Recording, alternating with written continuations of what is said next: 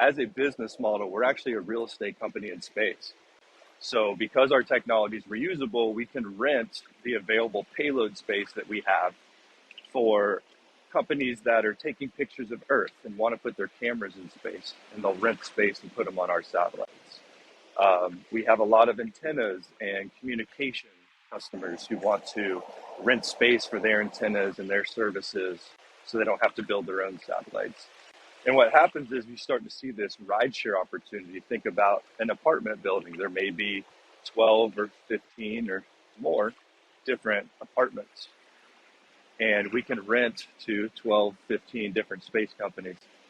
So what that means is we eliminate sometimes the need for a dozen individual satellites by taking those dozen customer payloads and putting them on ours.